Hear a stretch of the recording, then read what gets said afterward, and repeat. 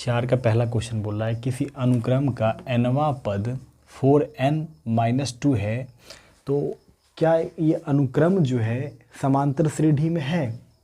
यदि हो तो इसका 8वां पद हमको निकालना है। यानी कि यहाँ पर जो है tn कहने का मतलब है दे दिया है tn यानी कि nवां पद दे दिया है 4n-2, nवां पद दे दिया है 4n-2 यानी कि tn बराबर जो दे दिया 4n-2 दे दिया। तो बोल रहा है कि ये जो है समांतर श्रेणी में होंगे कि नहीं। तो पहले हम लोग कुछ पद निकाल लेते हैं। ये tn कहने का मतलब है कि t और n के जगह पे 1 रखेंगे तो t1 का मान निकल जाएगा, यानी कि पहला पद निकल जाएगा।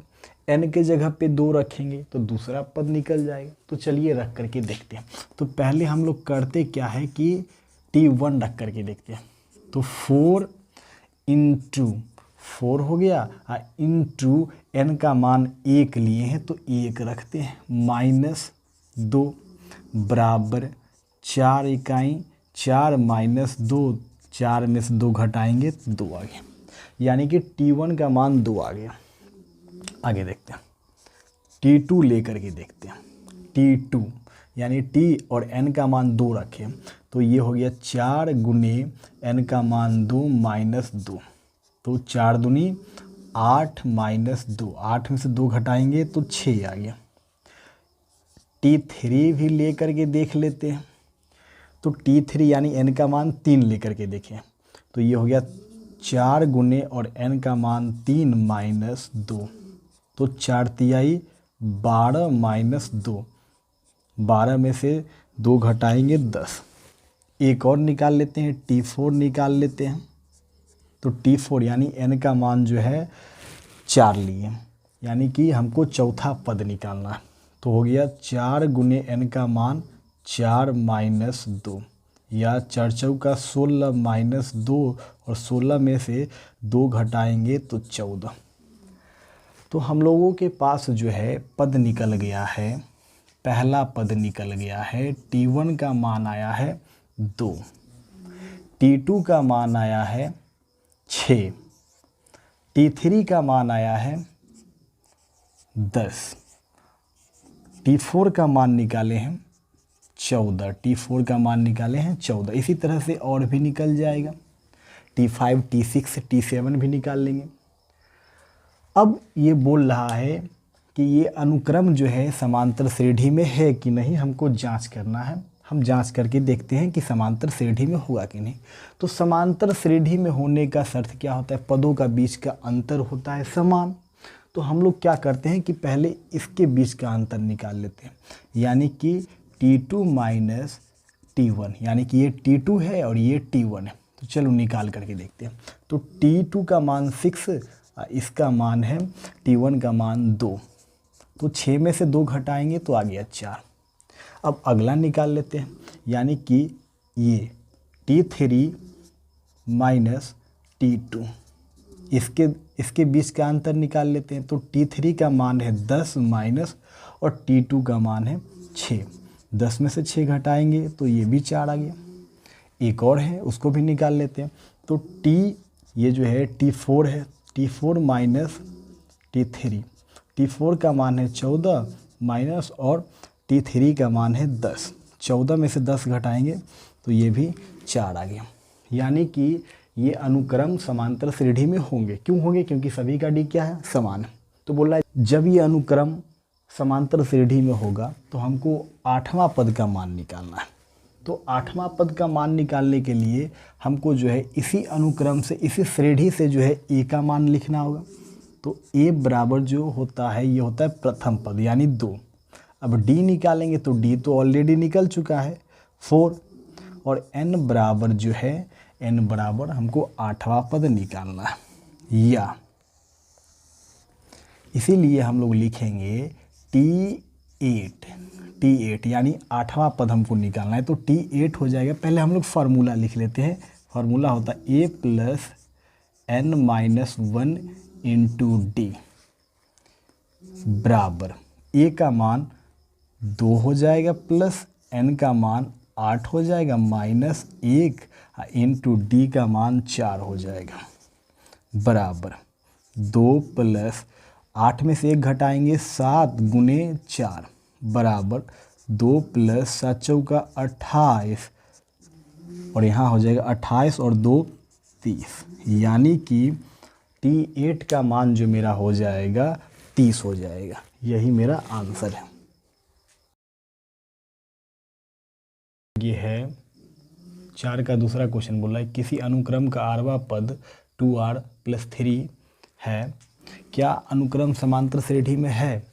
यदि हो तो 7वां पद निकालें। यानी कि ये अनुक्रम पहले देखना है कि ये समांतर श्रेणी में है कि नहीं, तो हमको इसका 7वां पद निकालना है। तो पहले सबसे पहले देख लेते हैं कि ये Tr का मान दिया गया यानी 8वां पद दिया गया है। तो 8वां पद कहने का मतलब क्या, पिछला क्वेश्चन में था nवां पद, तो क्या किए थे Tn किए थे, तो इसमें क्या करेंगे Tr करेंगे। 8वां पद क्या हो जाएगा 2r + 3।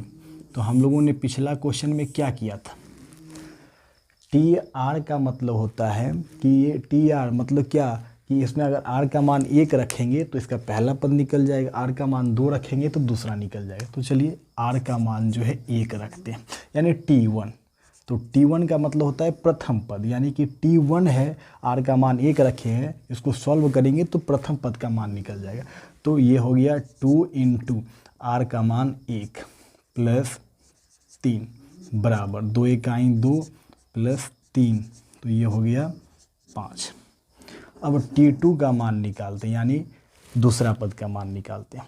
तो ये हो गया 2 गुने r का मान 2 + 3 यानी कि 2 दूनी 4 + 3 4 3 7 हो गया। अब T3 भी निकाल लेते हैं।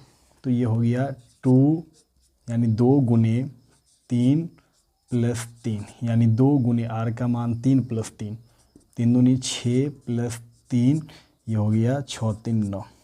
एक और निकाल लेते हैं T4 यानी चौथा पद भी निकाल लेते हैं। तो ये हो गया 2 गुने r का मान 4 + 3 4 दूनी 8 + 3 8 3 11 यानी कि हमने यहाँ पे T1 T2 T3 T4 का मान निकाल लिया, यानी पहला दूसरा तीसरा चौथा ऐसे करके जो है पद निकाल लिए। अब हम लोग करेंगे क्या कि इसका जांच करेंगे। ये हो गया मेरा T1, ये T2, ये T3 ये T4। T1 का मान आया है 5, T2 का मान आया है 7, T3 का मान आया है 9 और T4 का मान आया है 11। इसी तरह से और भी निकालेंगे तो और भी आ सकता है। अब हम लोग इसका जांच करते हैं कि ये वाक्य में जो है ये समांतर श्रेणी में है कि नहीं। तो यहाँ पे हम लोग क्या करेंगे, समांतर श्रेणी में होने का शर्त क्या होता है कि पदों के बीच का अंतर क्या होगा, बराबर होगा। तो पहले इस दोनों पद के बीच का अंतर निकाल लेते हैं। तो ये होगा T2 - T1 यानी कि T2 का मान है 7 - 5, ये T1 है बराबर 7 में से 5 घटाएंगे 2, तो इसके बीच का अंतर 2 आ गया। अब इसके बीच का निकाल लेते हैं। तो T3 - T2 बराबर हो जाएगा 9 - 7 यानी कि 9 में से 7 घटाएंगे तो ये भी 2 आ जाएगा। अब इसके बीच का निकाल लेते हैं। तो T4 - T3 तो हो जाएगा 11 - T4 का मान 11 - T3 का मान 9 है, ये भी घट गया तो ये भी 2 आ गया। यानी कि सभी का अंतर समान है, सभी का D का मान समान है, इसलिए ये समांतर श्रेणी में होगा। ये अनुक्रम समांतर श्रेणी में होंगे। जब ये अनुक्रम समांतर श्रेणी में होंगे तब इसका जो है हमको 7वां पद का मान निकालना है। तो सबसे पहले हम लोग अनुक्रम का, ये अनुक्रम जो है समांतर श्रेणी में है तो इसका 7वां पद का मान निकालना है। तो इसका पहले डिटेल्स लिख लेते हैं। यानी प्रथम पद A, प्रथम पद A प्रथम पद होता है यानी 5, इसका D बराबर होता है D, दूसरा पद घटे, पहला पद तो पहले ही निकल चुका है 2, और हमको n यानी कि n का मान 7 लेना है, 7वां पद का मान निकालना है। इसीलिए T7 बराबर हो जाएगा A + n - 1 × D, यानी कि A का मान है 5 + n का मान है 7 माइनस 1 इंटू डी, डी का मान है 2 बराबर 5 प्लस 7 में से 1 घटाएंगे तो 6 गुने 2 बराबर 5 प्लस 6 दूनी 12 और 12 5 17 हो जाएगा, यानी कि यही मेरा T7 का मान आ जाएगा। यानी कि 7वां पद पे जो मान होगा वो होगा 17। जैसे कि यहाँ पे जो है चौथा पद का मान जो है 11, उसी तरह से बढ़ते जाएगा। तो यहाँ पे हम लोग करके देखते हैं। इसी तरह से कितना कितना 2 बढ़ रहा है, तो यहाँ 5वां पद का मान क्या होता, 13 होता। छठा पद का मान क्या होता, 15 होता। इसी तरह से 7वां पद का मान क्या होता, 17 होता।